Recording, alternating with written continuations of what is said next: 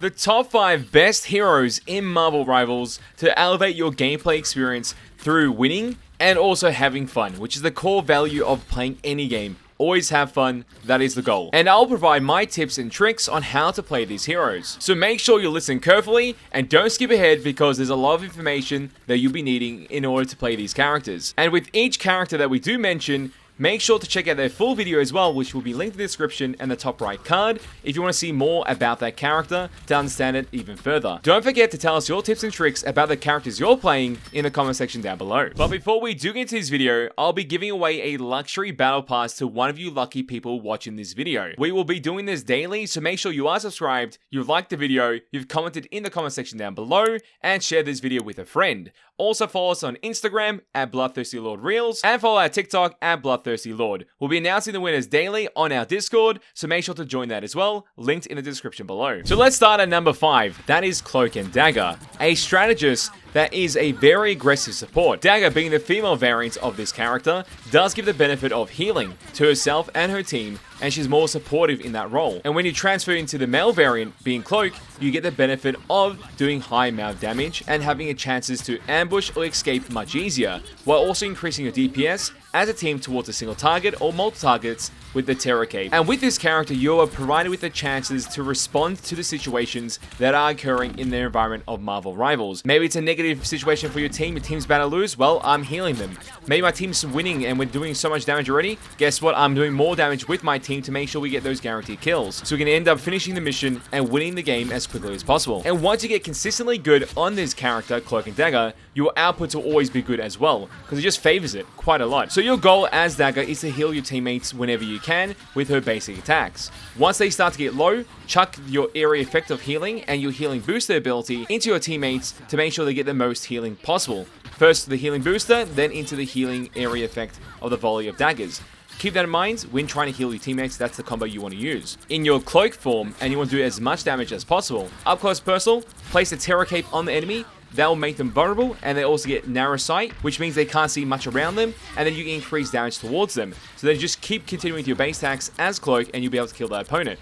If they are further away, this is a great tip. Make sure to apply Terror Cape with Cloak first, and then go into your Dagger form and use your base attacks towards the target. Your base attacks will home towards the target, but will do increased damage because of Terror Cape. Meaning, if an Iron Man player is flying in the skies trying to get away, if I did this combo, I'll be able to kill them pretty effectively and quickly. And Cloak has another ability which allows him to be invisible and gain some movement speed boost for him and his team members in that radius. This is a great tool for engages, disengages in between fights. Whenever you use it, make sure to pop it. Save your team and yourself in that situation.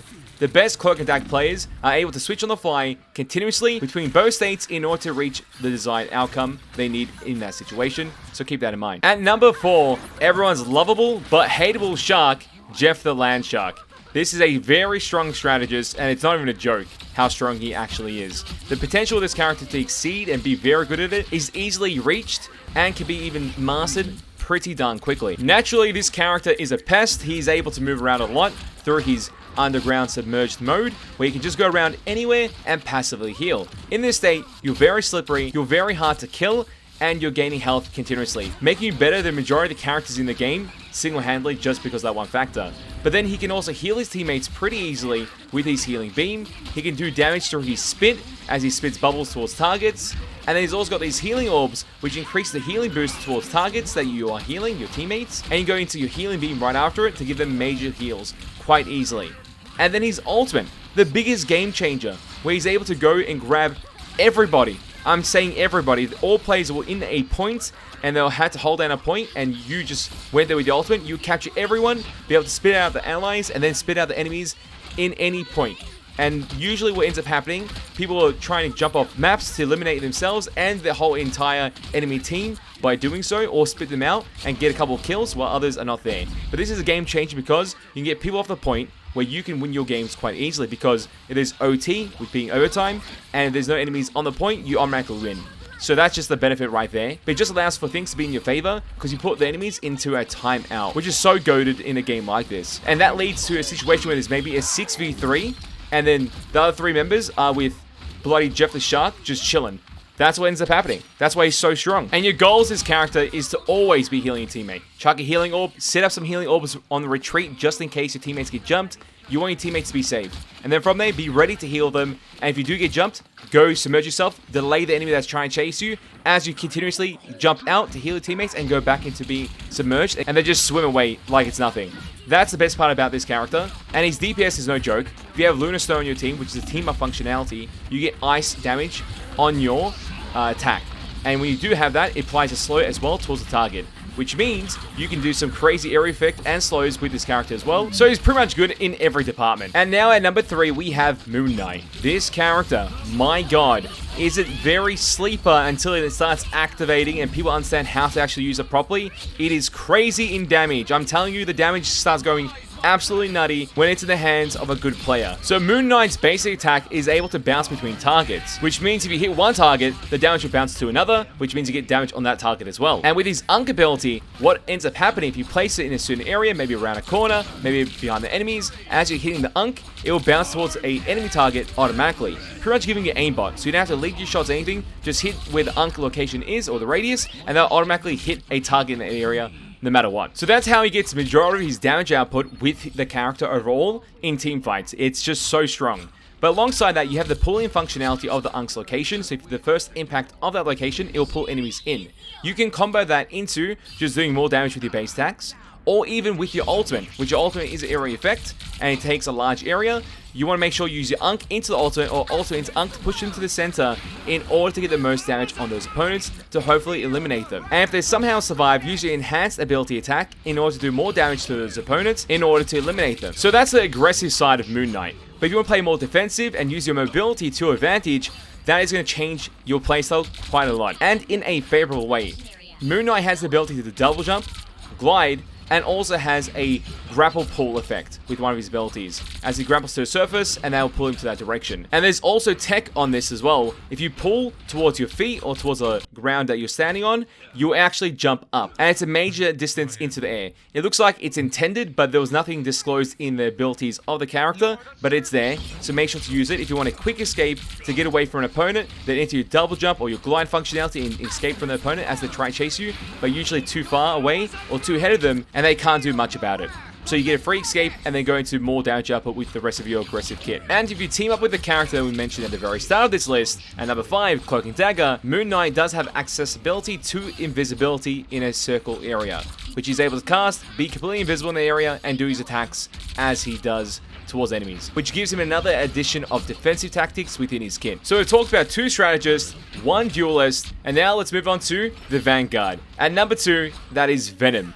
This guy is unkillable. I'm telling you, it's unbelievable how strong he is. If you get good at the swinging notion, your timers on your cooldowns and on your abilities when once they're refreshed and utilized, you can do some crazy stuff. The generic combo for this character, which works very, very well if you understand it, always engage on foot if you can. Try to climb up on a surface vertically, and then from there, use that to dive towards the enemy with your other ability. Diving towards the enemy will knock them up, you do a bit of damage, and you get a good entry. Follow that up into a Tender's ability, where you do a slowing effect to all enemies around you, and do a bit of burst damage. If they stay in your effect and don't leave your proximity, they'll get burst damage on them. So you're doing now some decent DPS, and you're still fighting them with your base attacks, with your melee attacks in conjunction as you're hitting the targets. And if you get low in HP, the lower HP you are, make sure to use the ability that gives you overshield or bonus HP once you're lower, just to make sure you're safe. And even then, if you don't have your ultimate by then, guess what? You still have your swing functionality and most likely have your dive bomb ability back up and your Tendrids back up. So you can go back into another combo, or you can just disappear from the fight and go to your teammates, heal up, and then go back into the fight once again. Rinse and repeat. Keep withering the enemies down mentally, and they cannot stop you at all. And once you have your ultimate available, now you can use your ultimate in that combo at any point towards the end or in the middle to make sure you gain more bonus HP, so you can stay in the fight even longer. This guy can stay in fights an insane amount, disappear, heal, come back into the action like it's nothing. It's just constant pressure. If you're very good at Venom, it's insane. There's a button that you can change on Venom to stop the auto swing functionality, so you can make it more manual. Do change that in your settings if you want to make sure you get even better on the character, but keep in mind that means a second or so of not being able to aim at a character. But it gives you great chances of survivability, because sometimes auto swing can get you stuck on surfaces that you don't want to be on, because then you're just stuck in the same place. Overall, Venom is maybe the best Vanguard for just completely aggressive comps and dive comps, but also just a very strong Vanguard nevertheless. And also with your base attacks, always go for headshots. They'll give you the chance to kill majority of the opponents really, really quickly, so you don't have to spend too much time on one target. And at number 1 is Winter Soldier. This character, in the right hands, that understands positioning, doesn't get too greedy, but has very good accuracy and is able to aim at targets quite well. This is an exceptional character. You have so much damage, you're constantly refreshing your weapon in order to keep the damage on going. You have abilities that help change the wave of the battle by pulling in enemies towards you. Sometimes the picks off a support and instantly deleting them, or a high available target on the enemy team that's a crazy duelist that you want to get them out of the picture straight away so they can't pop off. You just pull them in, delete them. If they're in the sky like Iron Man, that gets a bit annoying. You can knock them down with your slowing ability. The orb that you can shoot out, they usually slow, so you can just knock down opponents that are airborne. And it just feels great to utilize. And then if someone gets too close, you have your dash that goes into a knockup. And that gives you some ability to hopefully do as much DPS in a small interval in order to kill that opponent before you end up dying. But in majority cases, you're getting pocketed by a strategist in some way, so you're getting heals, you're getting protection. A Vanguard is usually close by because you're playing very safe or reserved. You're not always in the front line because you don't need to be with this character. And then when you do have the chance to use your ulti, and the ulti is good, because then again and again, you're going to get some crazy kills. It allows you to cull enemies, meaning that you can execute them at a certain health threshold. Usually around 15%, 20% of their HP bar goes dark red. That's where they get culled and get executed. And then it refreshes your ultimate, which now means in that instance, you have more dash potential, more kills that you can gain. And anytime you get a kill, it resets your ultimate. And you can keep doing that for a short duration and most likely wipe the whole team if you're very effective with this character.